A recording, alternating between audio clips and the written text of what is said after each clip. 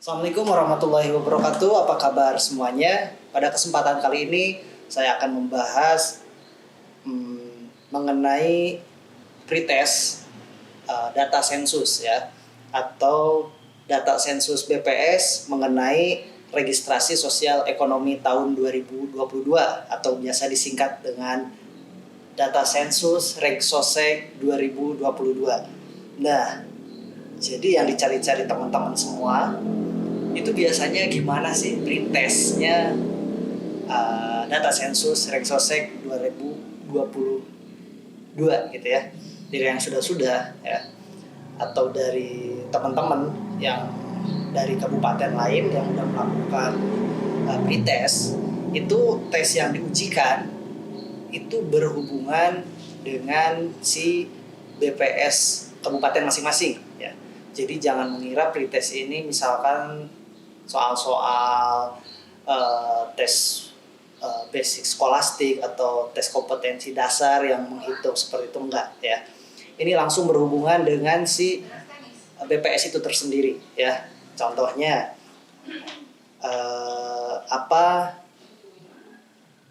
link internet BPS Kabupaten Magelang misalkan, atau di mana alamat kantor BPS Kabupaten Magelang, atau siapa ketuanya, begitu ya.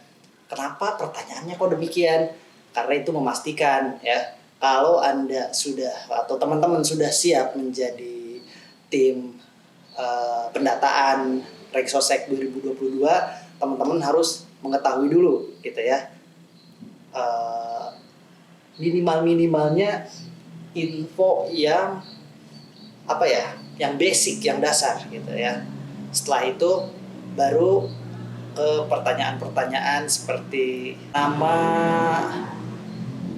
websitenya BPS tingkat provinsi gitu ya, atau nama website BPS Republik Indonesia, terus kemudian siapa ketuanya gitu.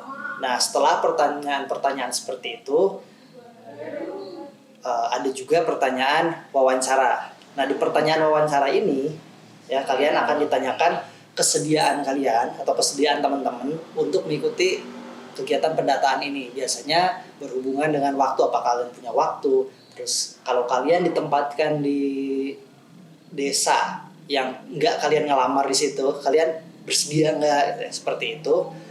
Kemudian itu jawabannya biasanya iya, tidak, atau ragu-ragu. Tapi ada juga yang jawabannya itu esai. Jadi kita mengisi sendiri di situ ya. Contohnya kalian itu kan dikasih waktu sebulan ya. Dan untuk PPL atau pencacah lapangan itu kan sekitar 250 kakak ya yang akan di data sensus gitu.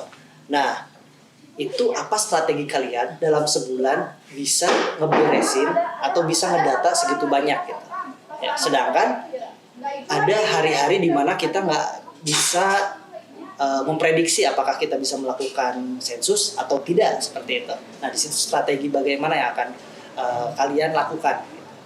Kemudian bisa juga ketika kita melaksanakan sensus, kemudian ada warga atau kepala keluarga atau keluarga yang dia nggak mau disensus. Nah, tindakan kalian seperti apa?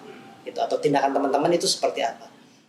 Kemudian biasanya dalam rekrutmen ada satu pertanyaan pusaka, pertanyaan yang paling mungkin jawabannya menurut saya itu cukup gede ya. Itu pertanyaan di wawancara biasanya, kenapa BPS harus ngerekrut teman-teman semua? Apa jawabannya di situ? Dan pastikan jawaban yang teman-teman berikan itu jawaban yang paling meyakinkan untuk direkrut ya. Bisa misalkan memang kalian itu punya waktu yang sangat luang, atau pekerjaan sensus itu udah biasa banget bagi kalian gitu ya. Dan bisa menceritakan pengalaman-pengalaman sensus juga gitu ya. Itu lebih kuat gitu. Yang pasti ya dirangkai dengan kata-kata yang mudah dipahami dan meyakinkan ya.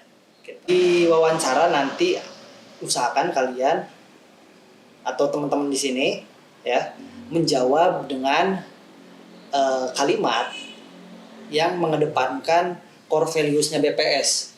Apa saja core values BPS atau nilai-nilai inti BPS? Yang pertama itu profesional, yang kedua integritas, yang ketiga adalah amanah. Nah, itu yang paling utama, jangan sampai ketinggalan ya di dalam membuat kalimat penjelasan kalian di wawancara ya. Baik, terima kasih udah nonton video saya. Semoga bermanfaat dan semoga yang daftar kalian diterima dan lulus. Jika ada pertanyaan silakan tulis saja di kolom komentar. Assalamualaikum warahmatullahi wabarakatuh.